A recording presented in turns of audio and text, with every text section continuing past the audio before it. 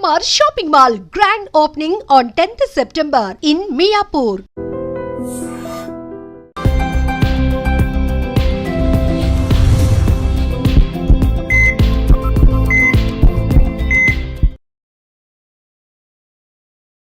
నమస్తే, welcome to healthy conversations with iDream media. నేను మీ Jhansi. So ఈ రోజు మనతో ఉన్నారు 40 ఏళ్లకు పైగా ఆయుర్వేద వైద్యంలో తనకంటూ ఒక ప్రత్యేక స్థానాన్ని ఏర్పరచుకున్న చిట్టుబొట్ల మధుసూదన్ శర్మ గారు. మరి వంటింటి చిట్కాలకు కేర్ ఆఫ్ అడ్రస్గా మనం చిట్టుబొట్ల శర్మ గారిని చెప్తూ ఉంటాము. మోకాళ్ళ నొప్పులకు సంబంధించి ఇంట్లో ఏదైనా తయారు చేసుకునే రెసిపీస్ ఉన్నాయా? పైన లేపనాలు కానీ మెడిసినల్గా తీసుకునేవి కానీ ఏమైనా ఉన్నాయా? ఈరోజు అడిగి తెలుసుకుందాము. నమస్తే అండి. నమస్తే అమ్మా. సార్, చాలా మందికి ఇప్పుడు వయసు రీత్యా వచ్చే వ్యాధులు అనొచ్చు. అందులో మోకాళ్ళ నొప్పిని మనం ప్రధానంగా చూసుకోవచ్చు. బట్ ఇప్పుడు యంగ్‌గా ఉన్నప్పుడే 30-40 లోపే చాలా మందికి మోకాళ్ళ నొప్పులు వస్తున్నాయి. అసలు మన జీవన శైలిలో మార్పుల వల్ల మోకాళ్ళ నొప్పులు వస్తున్నాయా? మనం దీన్ని ఏదైనా సెటరేట్ చేసుకొని వాటిని న్యాచురల్‌గా తగ్గించుకునే మార్గాలు ఏదైనా ఉన్నాయా? మోకాళ్ళ నొప్పులు రావడం ఒక వయసు వచ్చిన తర్వాత హ్మ్. చాలా మందిలో సర్వసాధారణం అమ్మా. కానీ ఈ రోజుల్లో జీవనశైలి సరిగా లేకపోవడం చేత, హ్మ్. ఆహార విధి విధానాలు సరిగ్గా లేకపోవడం చేత, హ్మ్. ఇంతకుముందే మీరు చెప్పినట్లు చిన్న వయస్సులోనే మోకాళ్ళ నొప్పులు రావడం మొదలైంది. హ్మ్. సో ఇంతింతై ఒటుడింతై అన్న చందాన హ్మ్. క్రమక్రమంగా ఇది పెరిగిపోతూ మరి చాలా అసౌకర్యంగా పరిణమిస్తూ అనారోగ్యాలకు కూడా ఇది కారణభూతం అవుతూ హ్మ్. చాలా ఇబ్బందికరమైనటువంటి జీవితాన్ని కొనసాగించవలసిన పరిస్థితి హ్మ్. క్రమక్రమంగా చాలా మందిలో ఎదురయ్యేటువంటి పరిస్థితి ఏర్పడి అవును. చివరికి మరి ఆపరేషన్స్ కూడా తప్పని పరిస్థితి ఏర్పడేటువంటి పరిస్థితి ఎక్కువ శాతం మందిలో కలుగుతుందమ్మా. అవును. దీనికి ఇంతకుముందే చెప్పినట్లు జీవన విధానాలు సరిగ్గా లేకపోవడం, అంటే హ్మ్. వ్యాయామరహితమైనటువంటి జీవితము, అదేవిధంగా fast foods, junk foods, bakery foods, ice creams, carbohydrates ఎక్కువగా ఉన్నటువంటి ఆహార పదార్థాలు తీసుకోవడము, వేళకు ఆహారం తీసుకోకపోవడము, సమయానికి సరిగ్గా నిద్రపోకపోవడము, మానసిక ఒత్తిళ్ళు ఒకటేమిటమా.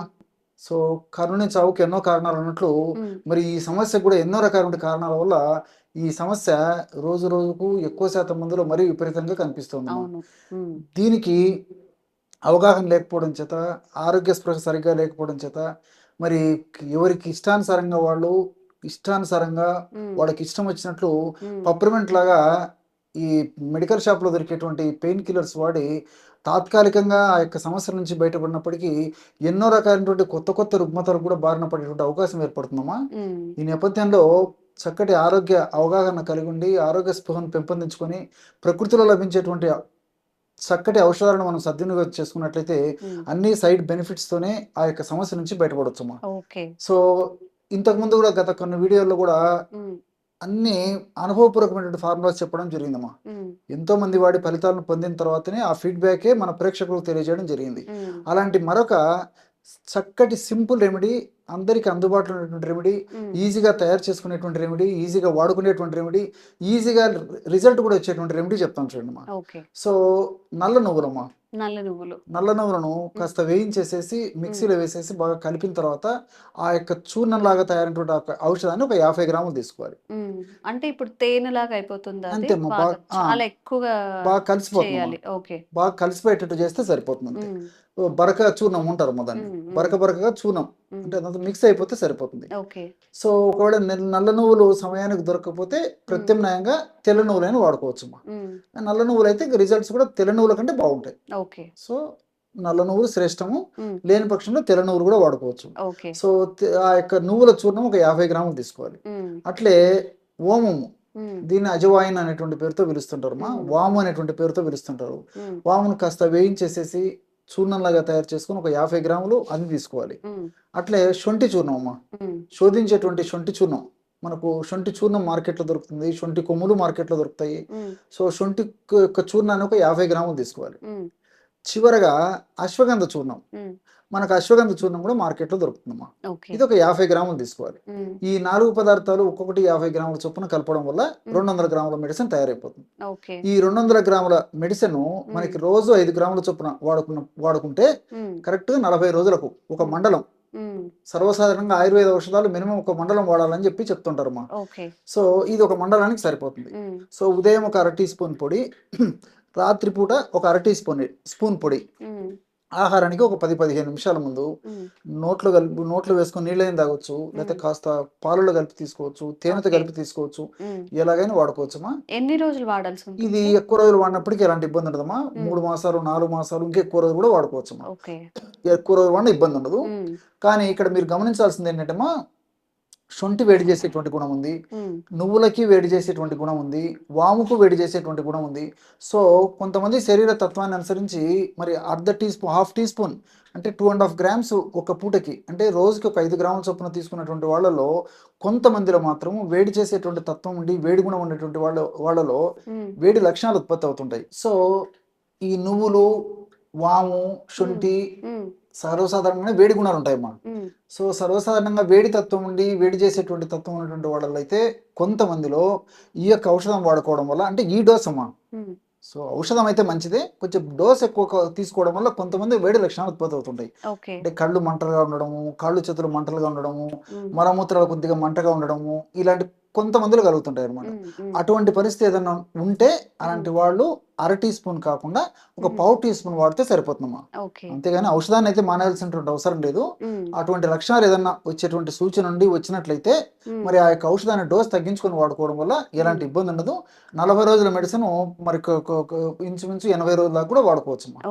సో ఈ విధంగా ఫ్రెష్ గా తయారు చేసుకుని ఆ యొక్క నేను చెప్పినటువంటి పద్ధతిలో 50 గ్రాములు 50 గ్రాములు 50 గ్రాములు 50 గ్రాములు టోటల్ 200 గ్రాముల ఔషధం తయారై చేసుకొని అది అయిపోయిన తర్వాత మరలా ఫ్రెష్గా తయారు చేసుకొని వాడుకుంటున్నారమ్మా.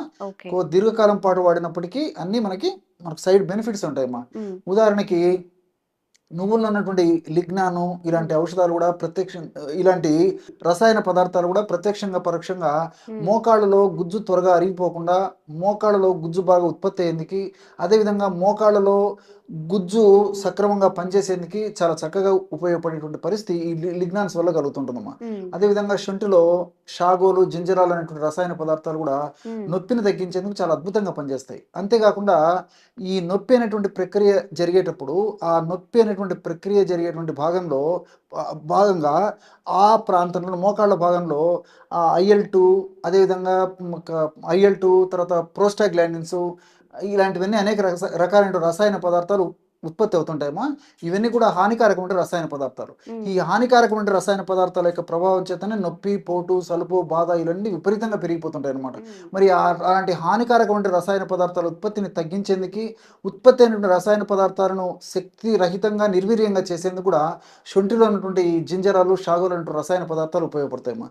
అదేవిధంగా వాములో ఉన్నటువంటి థైమాలు, థైమక్విన్ అనేటువంటి రసాయన పదార్థాలు, అశ్వగంధలో ఉన్నటువంటి విథనాలు ఇలాంటి రసాయన పదార్థాలు ఇవన్నీ కూడా ప్రత్యక్షంగా పరోక్షంగా మోకాళ్ళ నొప్పులు తగ్గేందుకే కాకుండా మోకాళ్ళ భాగంలో చక్కటి రక్త సరఫరాను కలగజేసి, అదేవిధంగా చక్కటి పోషకాంశాలను అందజేసి, ఆ మోకాళ్ళ భాగంలోకి చక్కటి ఆక్సిజన్ అందజేసి, ఆ మోకాళ్ళ భాగంలో తయారైనటువంటి చెడు పదార్థాలంటే బయటకు తొలగించేందుకు కూడా చాలా చక్కగా ఉపయోగపడతాయి. కాబట్టి అన్ని రకాలుగా ఈ యొక్క ఔషధం వల్ల సైడ్ బెనిఫిట్స్ ఉంటాయమ్మా. ఓకే. సో చాలా ఈజీగా ఇంట్లో చేసుకునేది, అలాగే దానివల్ల హెల్త్ బెనిఫిట్స్ అంటే ఒక్కొక్క ఇంగ్రీడియంట్ వల్ల ఇంకా అదనపు హెల్త్ బెనిఫిట్సే కానీ సైడ్ ఎఫెక్ట్స్ ఎలాంటివి లేవు అని మధుసూదన్ గారు చెప్తున్నారు. కాబట్టి ఎవరికైనా కానీ సివియారిటీ అంటే ఎక్కువగా మోకాళ్ళ నొప్పిని ఫేస్ చేస్తున్న వాళ్ళు దీన్ని ఒక్కసారి ట్రై చేసి చూడండి. మీకు ఎలా అనిపించిందో కామెంట్ చేయండి. ఇంకెలాంటి వీడియోస్ మధుసూదన్ శర్మ గారితో మీరు తెలుసుకోవాలి అనుకుంటున్నారో మీ ఆరోగ్య సమస్యలను కామెంట్ చేయండి. తప్పకుండా వీడియో చేసే ప్రయత్నం చేస్తాం. Thank you so much sir. నమస్తే. And for more videos, please subscribe to iDream. Please subscribe to iDream. Please subscribe iDream. And please subscribe to iDream. For more videos, subscribe to iDream. please like, share and subscribe to the channel. Congratulations, iDream. Subscribe to iDream. Subscribe to iDream. So subscribe to iDream Media. iDream ki iDream team andarki huge congratulations. Please subscribe iDream Media. Please subscribe to iDream. Subscribe iDream. Please subscribe to iDream. iDream అంటే నా కళల channel subscribe చేసుకున్న నోరు తిరుగుతలేదు, మీరైతే గంట గుర్తు కొట్టండి. For more such videos, please subscribe to iDream. Subscribe to iDream. Please subscribe to iDream. Please subscribe iDream Media. Please do subscribe to iDream. Please subscribe to iDream Media. For best entertainment and information, please subscribe iDream. And don't forget to subscribe to iDream.